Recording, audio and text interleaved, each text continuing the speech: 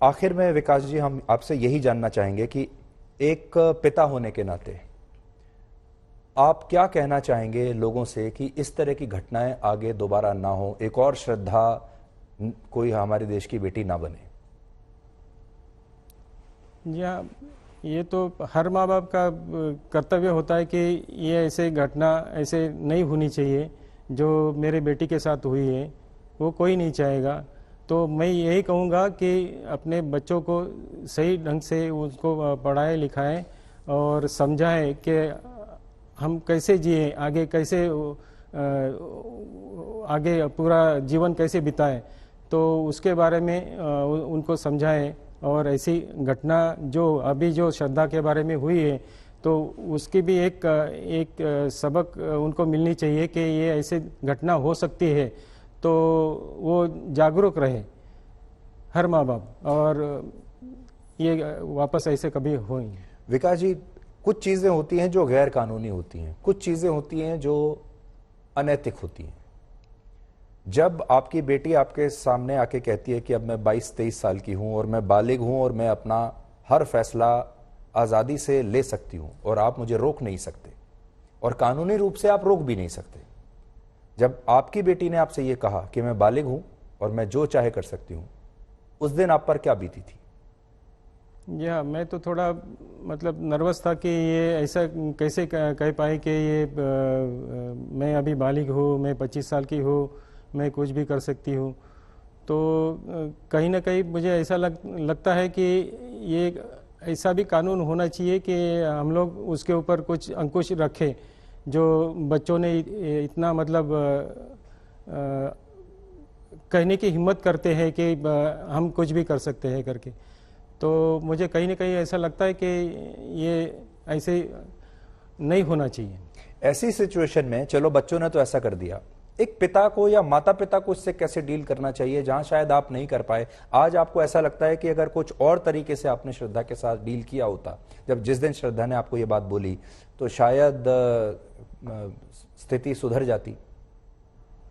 जी हाँ, मुझे शायद कुछ ऐसा करना चाहिए था को या तो उसकी काउंसलिंग करनी चाहिए थी। मुझे ऐसा लग रहा है कि उसकी काउंसलिंग होती तो शायद कुछ उसका हल अलग हो सकता था। तो उस एंगल से मुझे ऐसा लग रहा है कि मैं थोड़ा उसके बारे में सोचना चाहिए था पहले। एक वीडियो हमारे पास श्रद्धा का है, एक बार आपको वो वीडियो हम अपने दर्शकों को भी दिखाते हैं। ये वीडियो श्रद्धा का जब बना था, आप देखिए।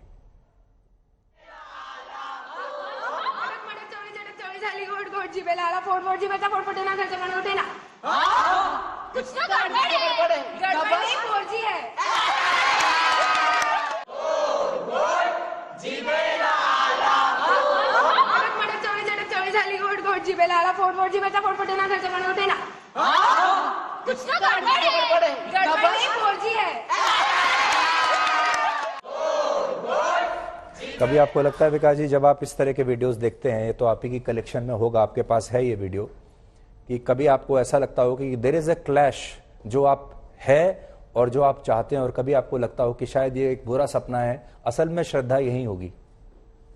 जी हाँ, मुझे ऐसा ही लगता है कभी कभी, क्या श्रद्धा गई नहीं होगी, ये यही कहीं होगी, क्योंकि इतनी वो हंसमुख थी। मैं मानता ही नहीं था कि ऐसे ऐसे इस तरह से छोड़ के चले जाएगा करके।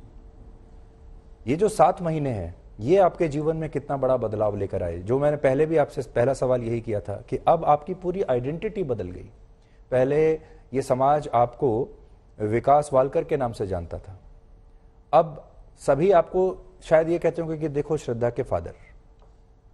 और शाम को जब आप अपने घर वापस आते हैं, रात को सोते हैं, आपके क्या विचार होते हैं? मुझे यही ऐसा ही लग रहा है कि ये शायद एक कुछ बुरा सपना जैसे ही लग रहा है। ये मैं मानता ही नहीं कि ऐसा कुछ हुआ होगा। तो पता नहीं आगे कैसे मैं जी पाऊंगा इसके बारे में। आपने अपने लिए भी, अपने बेटे के लिए भी कोई और किसी तरह की मदद लेने की कोशिश की ताकि आप इस सदमे को ओवरकम कर पाएं? जी हाँ, मैं हमेशा यही कोशिश करता हूँ, क्योंकि मैं अभी अकेला नहीं रह पाता। जो मैं घर में अभी शायद मेरे माँ और मैं दो ही जन रहते हैं। तो मैं हमेशा मेरे करीबी दोस्त हैं उनसे ज़्यादा बातचीत करता हूँ, और उनके साथ कुछ बातें शेयर करता हूँ, तो थोड़ा बहुत मुझे हल्का महसूस होता है। दोस्तों के साथ बिजी रहने की कोशिश करते जी हैं। जी अब ये जो इतनी लंबी कानूनी लड़ाई है, ये आप कैसे लड़ेंगे? जी, मुझे तो अभी आगे चल के लड़ना ही है। उसका नतीजा भी मुझे यही होना चाहिए कि ये उसको जल्द से जल्द सज़ा होनी चाहिए। और मैं यही मानता हूँ कि आगे श्रद्धा के लिए ऐसे बहुत सारी लड़कियां हैं, उनके लिए भी ऐसा कुछ काम करूँ जो ये जो घटना हुई है ऐसे दोबारा ना हो। आखिरी सवाल मैं आपसे ले रहा हूं। एक हमारे दर्शक हैं शिव प्रसाद सिंह, उन्होंने सवाल भेजा है कि मैं, सवाल नहीं है, वो खुद भी कह रहे हैं कि कोई सवाल नहीं है, लेकिन बेटियों को अपने माध्यम से बताएं कि माता पिता दुश्मन नहीं होते। आपके मन का भाव भी यही है? मुझे तो बिल्कुल ऐसा ही लगता है कि माता पिता तो कभी बच्चों के बारे में बुरा कभी नहीं सोच सकते। जब तक वो जिंदा है तब तक वो उनको अच्छी शिक्षा दे सकते हैं, उनका कभी बुरा नहीं चाहेंगे।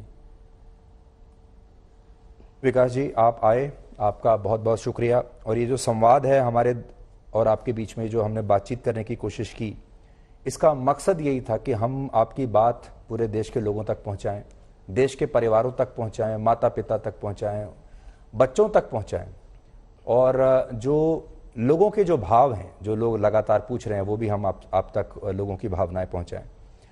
और एक मकसद हमारा आज का ये भी था कि हम श्रद्धा की जो इंसाफ की लड़ाई है उसमें हम भी भागीदार हों, और हम आपको ये विश्वास दिलाते हैं कि इस लड़ाई में हम भी, और देश का हर व्यक्ति, हर परिवार आपके साथ है, और सब लोग ये चाहते हैं कि श्रद्धा को ज़रूर इंसाफ मिलना चाहिए और दोबारा हमें ऐसी कोई घटना नहीं देखनी है। तो आप यहाँ पर आए, मैं समझता हूँ कि आपके ऊपर काफ़ी जोर पड़ा होगा जब आप वो सारी बातें मैंने आपसे कहा कि आप उन्हें याद कीजिए, वो मैं समझ सकता हूँ आपका दुख। लेकिन कई बार वो बातचीत, वो बातें बाहर लाना भी ज़रूरी होता है ताकि देश तक एक संदेश जा सके। तो आपका मैं बहुत बहुत शुक्रिया अदा करता हूँ।